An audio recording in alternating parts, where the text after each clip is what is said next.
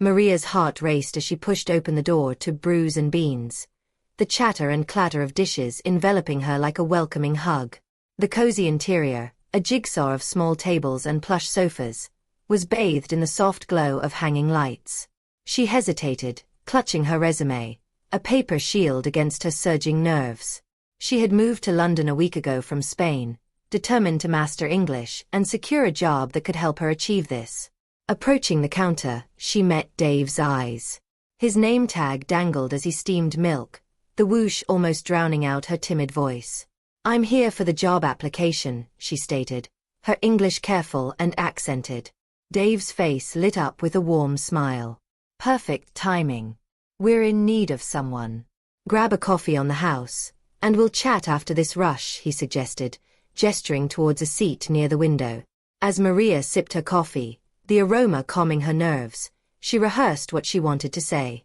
"I am hard-working, eager to learn, and passionate about coffee." She watched the patrons, a mix of hurried suits and relaxed creatives, all navigating their morning rituals in fluent English.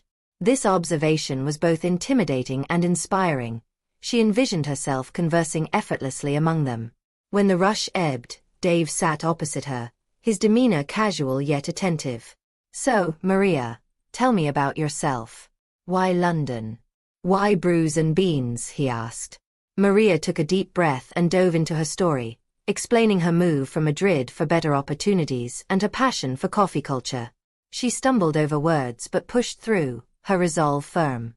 Dave listened, nodding encouragingly, his occasional right or interesting bolstering her confidence. By the time she finished her story, Maria felt a surge of pride. She had made it through her first real English conversation without crumbling, a small victory in her larger battle. Maria's trial period was a whirlwind of new experiences.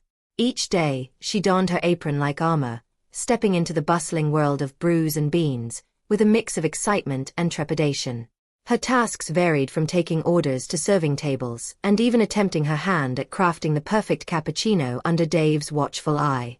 Her initial interactions were clumsy, her sentences often met with puzzled looks or polite corrections. "I'd like a large espresso," a customer would say, and Maria would freeze, the words large and espresso jumbling in her mind. However, with each mistake came a lesson, and with each lesson, a little more confidence seeped into her bones.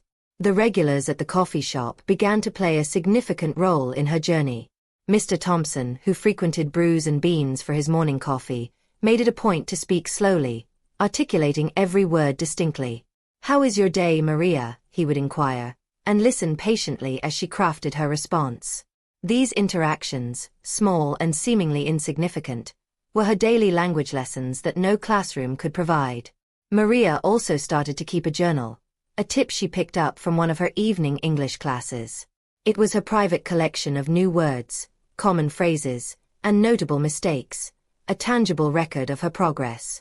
Sometimes, she would jot down snippets of conversations she overheard, trying to mimic the rhythm and flow of native speakers. The real test came when she was left to manage the morning rush alone for the first time. Orders flew at her from all directions, and the pressure mounted. However, instead of buckling, Maria found a rhythm. "One flat white, 2 Americanos, 1 without sugar," she repeated, her voice steady. As she handed over the coffees, her smile was genuine.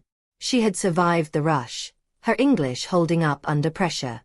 2 months had passed since Maria's first day at Brews and Beans. Her understanding of English had deepened, enriched not only by her work but also by the stories shared across the counter. Dave noticed her growing confidence and proposed a new idea.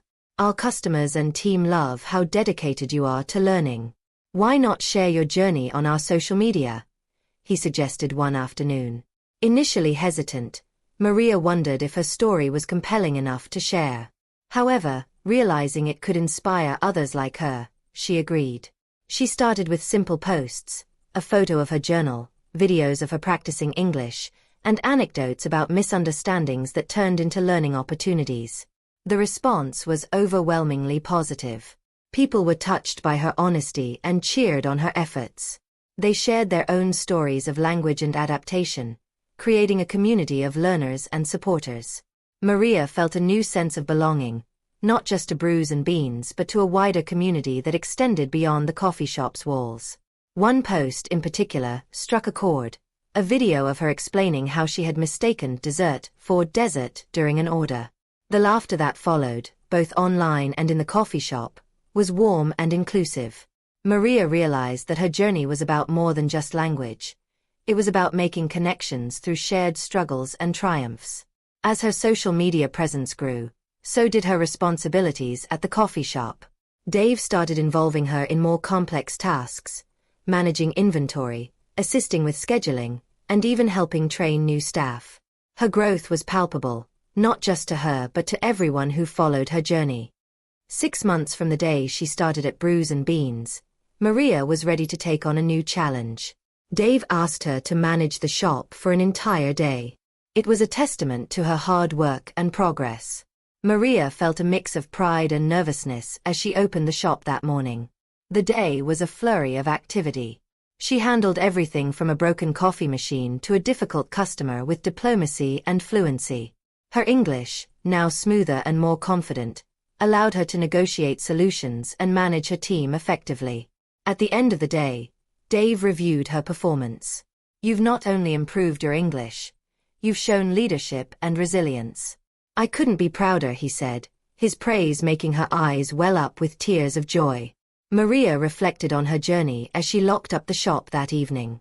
She remembered the uncertain woman who had pushed open the coffee shop door 6 months earlier, barely able to order a coffee in English.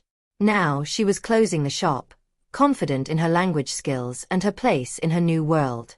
Maria continued to work at Brews and Beans, each day a step towards her future dreams. She enrolled in a business management course, aiming to blend her love for coffee with newfound skills.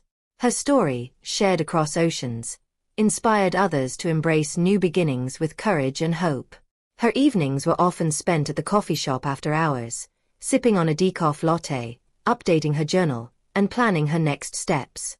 Maria knew that her journey at Brews and Beans was just the start. Ahead lay a path filled with possibilities, her mastery of English a key that unlocked new worlds to explore.